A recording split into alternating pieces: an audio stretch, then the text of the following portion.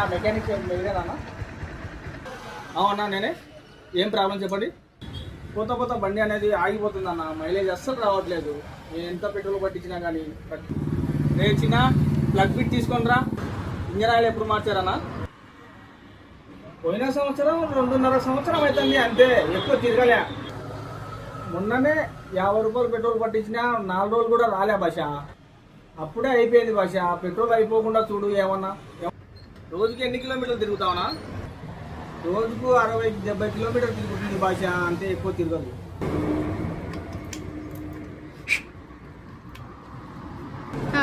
Okay అయిపోయిందన్నా, అంతే 500 అయింది.